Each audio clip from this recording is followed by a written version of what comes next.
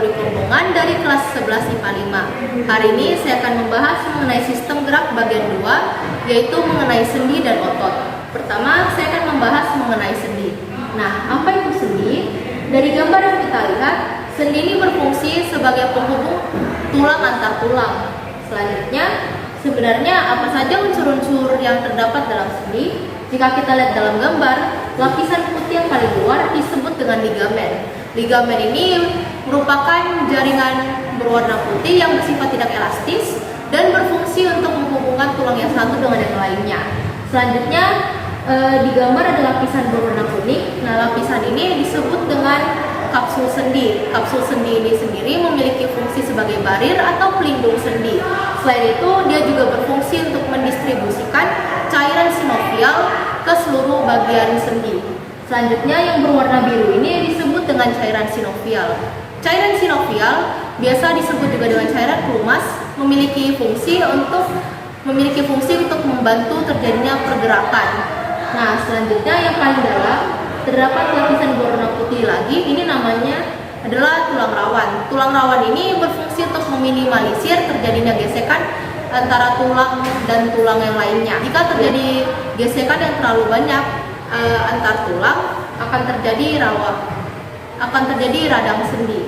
Selanjutnya, saya akan membahas mengenai macam-macam sendi yang terdapat pada manusia. Sendi-sendi yang terdapat pada manusia dibagi menjadi 3 macam. Yang pertama adalah sinartrosis, yang kedua adalah amfiartrosis, dan yang ketiga adalah diartrosis. Sinartrosis ini disebut dengan sendi mati. Nah, sinartrosis ini merupakan sendi yang tidak dapat melakukan pergerakan sama sekali. Ini biasanya ditemukan pada tulang tengkorak, yaitu yang berada di kepala. Selanjutnya adalah amfiartrosis. Amfiartrosis atau yang disebut sebagai sendi kaku merupakan sendi yang dapat melakukan pergerakan, namun lingkup pergerakan itu terbatas, contohnya pada ruas-ruas tulang belakang. Selanjutnya ada diartrosis, yaitu sendi yang dapat melakukan pergerakan secara bebas dan leluasa. Nah, diartrosis ini dibagi-bagi lagi menurut arah pergerakannya, yaitu yang pertama adalah sendi peluru. Sendi peluru itu merupakan sendi yang dapat melakukan pergerakan ke segala arah. Biasanya dapat ditemukan di antara tulang pinggul dan tulang paha atas, dan tulang bahu dan tulang lengan atas. Selanjutnya ada sendi engsel. Sendi engsel ini merupakan sendi yang bergerak seperti engsel pada pintu. Contohnya itu di antara tulang lengan atas dan tulang lengan bawah. Jadi seperti ini gerakannya. Selanjutnya ada yang namanya sendi putar. Sendi putar ini merupakan sendi yang dapat melakukan gerakan memutar, yaitu bisa kita temukan di antara tulang tengkorak dan tulang atlas, yaitu pada bagian leher. Selanjutnya ada yang dinamakan sendi gulung. Sendi gulung ini merupakan sendi yang dapat melakukan gerakan dua arah, yaitu ke kiri ke kanan dan atas dan ke bawah, yaitu dapat ditemukan pada pergelangan tangan, di antara pergelangan tangan dan tulang pengumpil. Selanjutnya ada yang dinamakan sendi geser. Sendi geser ini merupakan sendi yang dapat melakukan gerakan menggeser, contohnya dapat ditemukan pada pergelangan kaki. Selanjutnya yang terakhir adalah sendi pelana. Sendi pelana ini merupakan sendi yang berbentuk seperti pelana kuda dan bergerak ke dua arah, yaitu kiri kanan, atas bawah juga. Ini dapat ditemukan pada ibu jari. Selanjutnya saya akan menyebutkan gerakan-gerakan yang dapat dilakukan. Yaitu pertama adalah pronasi dan supinasi, yaitu di mana pronasi adalah menelungkupkan telapak tangan dan supinasi adalah menengadahkan telapak tangan. Selanjutnya ada gerakan inversi dan reversi, di mana inversi itu ada memiringkan, contohnya itu memiringkan telapak kaki ke arah dalam tubuh, sedangkan reversi yaitu memiringkan telapak kaki ke arah luar tubuh. Selanjutnya ada gerakan elevasi dan depresi, di mana elevasi itu menengadahkan wajah ke arah atas, sedangkan depresi yaitu menghadap ke arah bawah. Selanjutnya ada itu gerakan fleksi dan ekstensi. Gerakan fleksi itu ketika otot bicep berkontraksi, sedangkan tricep itu berelaksasi. Sedangkan ekstensi itu kebalikannya, di mana bicep berelaksasi sedangkan tricep itu berkontraksi. Selanjutnya ada gerakan abduksi dan aduksi, di mana abduksi itu gerakan menjauhi arah tubuh, jadi ke arah sini, menjauhi arah tubuh, sedangkan aduksi itu mendekati arah tubuh. Selanjutnya saya akan menjelaskan mengenai otot. Nah, apa itu otot? Otot merupakan alat kerja aktif yang terdapat pada tubuh kita. Jadi otot dan tulang itu bekerja sama untuk melakukan gerakan. Nah, apa saja sih struktur jaringan otot? Nah, jika kita lihat dari gambar ini, yang pertama yaitu tendon. Tendon merupakan jaringan yang menghubungkan antara otot dengan tulang. Selanjutnya, fasciculus merupakan jaringan yang membungkus otot menjadi beberapa bundelan, beberapa bagian. Dapat kita lihat di gambar menjadi beberapa bagian, 1, 2, 3, 4 dan seterusnya. Selanjutnya adalah episium, di mana buntulan-buntulan yang telah dibungkus oleh fasciculus itu dibungkus lagi menjadi satu bagian yang utuh. Nah, selanjutnya ada yang namanya sarkolema. Sarkolema ini merupakan jaringan pelindung otot. Biasanya itu diameternya sekitar 0,01 sampai 0,1 mm dan panjangnya itu 1 sampai 40 mm. Selanjutnya ada myofibril. Myofibril merupakan jaringan serat-serat halus yang terdapat di dalam otot. Nah, jika kita menggunakan mikroskop, kita melihat ke dalam myofibril. Myofibril itu tampak seperti pita yang berwarna gelap dan terang, di mana mereka saling bersilangan, di mana pita yang berwarna gelap itu terbentuk dari miosin dan pita yang berwarna terang itu terbentuk dari aktin, troponin dan tropomyosin. Selanjutnya, saya juga akan menjelaskan mengenai miofilamen dan sarkoplasma, tapi di gambar ini tidak ada. Jadi miofilamen itu merupakan filamen halus yang terbentuk dari myofibril. Selanjutnya, sarkoplasma merupakan jaringan yang berupa cairan sel otot yang berfungsi sebagai wadah tempat ditemukannya myofibril dan myofilamen. Nah, selanjutnya saya akan menjelaskan mengenai jaringan-jaringan pada otot. Jadi jaringan otot pada manusia terbagi menjadi 3, yaitu jaringan otot polos, otot lurik, dan otot jantung.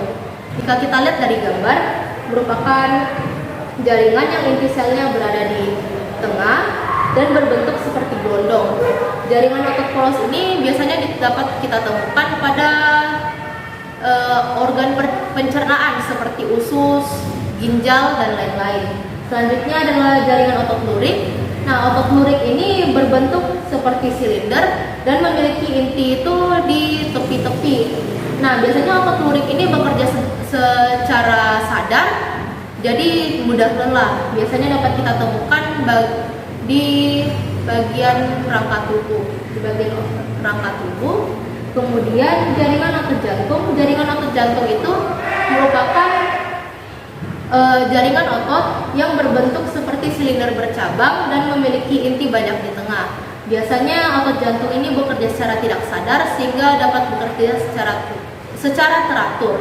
Nah, jaringan otot jantung ini dapat kita temukan pada jantung. Selanjutnya, saya akan menjelaskan mengenai cara kerja otot. Nah, jadi jika kita lihat di mana ini bicep dan tricep kita. Jadi jika kita melakukan gerakan seperti ini, bicep kita akan berkontraksi, sedangkan tricep kita akan berrelaksasi. Di mana jika berkontraksi, otot-ototnya akan memendek, menggembung, dan menjadi mengeras. Selanjutnya, jika kita melakukan gerakan seperti ini, otot bicep tadi akan berrelaksasi, sedangkan otot tricepnya akan berkontraksi, di mana otot bicep yang tadinya memendek itu akan kembali memanjang, seperti itu. Nah, selanjutnya saya akan menjelaskan mengenai sifat kerja otot. Sifat kerja otot itu ada 2, yaitu antagonis dan sinergis. Di mana antagonis itu contohnya seperti tadi yang telah saya jelaskan. Contohnya adalah ekstensor, lalu flexor, kemudian abduktor, aduktor, depressor, dan elevator. Selanjutnya adalah sinergis. Nah, kalau sinergis itu merupakan gerakan yang dilakukan dilakukan untuk fungsi yang sama, tujuan yang sama untuk melakukan suatu gerakan. Contohnya terletak pada pronator teres dan quadratus. Jadi pronator teres dan quadratus itu bekerja sama untuk menelungkupkan telapak tangan. Jadi jika kita menelungkupkan telapak tangan, itu merupakan gerakan yang dilakukan oleh pronator teres dan quadratus. Selanjutnya saya akan membahas mengenai karakteristik otot. Jadi karakteristik otot dibagi menjadi 4, yaitu iritabilitas, kontraksibilitas, ekstensibilitas, dan elastisitas. Di mana iritabilitas merupakan kemampuan otot merespon rangsangan. Jadi ketika kita memegang kulit kita akan merasakan suatu rangsangan, itu dinamakan iritabilitas. Selanjutnya adalah kontraksibilitas, seperti yang tadi saya bilang, di mana bicep dan tricep dapat melakukan kegiatan berkontraksi. Selanjutnya ada ekstensibilitas, di mana setelah berkontraksi mereka akan berelaksasi. Nah, selanjutnya ada yang disebut sebagai elastisitas, di mana jika otot telah memanjang, mereka akan kembali ke bentuknya semula. Itu merupakan elastisitas. Selanjutnya saya akan membahas mengenai kelainan sistem saraf. Jadi kelainan sistem saraf itu yang di sini saya akan membahas 4 saja. Yang pertama adalah tremor, yaitu keadaan di mana tangan atau kaki bergerak secara tidak terkendali. Nah, walaupun tremor ini tidak mengancam nyawa, ini dapat mengganggu aktivitas pengidap sehari-hari. Contohnya ketika ingin menyuap makanan, ingin menulis, atau ingin memegang benda. Selain itu, ada namanya penyakit Parkinson. Penyakit Parkinson merupakan kondisi di mana terjadinya kerusakan sel saraf di otak yang mengakibatkan gerakan tubuh melambat. Nah, contoh gejala-gejala utama yang terjadi pada pengidap penyakit Parkinson itu, yang pertama, pengidap akan mengalami yang namanya tremor, atau lebih spesifiknya namanya itu adalah pill rolling tremor, di mana tangannya itu akan bergerak seperti ini, tremornya seperti ini. Selanjutnya mereka juga akan mengalami kram otot. Selain itu mereka juga gerakan tubuhnya akan melambat. Selanjutnya adalah dystonia, yaitu gangguan yang menyebabkan otot bergerak sendiri tanpa sadar. Biasanya orang-orang yang mengalami dystonia itu memiliki beberapa kelainan, yaitu pertama, mereka akan memiliki postur tubuh yang aneh seperti lehernya yang miring. Selain itu mereka juga akan mengalami tremor.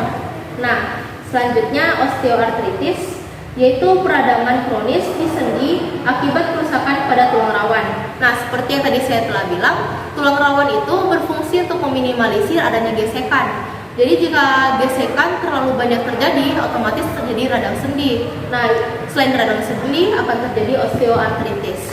Nah, yang pengidap yang mengalami osteoartritis akan memiliki gejala-gejala, yaitu radang sendi, otot-ototnya melemah. Selain itu akan terdengar suara gesekan ketika sedang bergerak. Sekian penjelasan dari saya, terima kasih.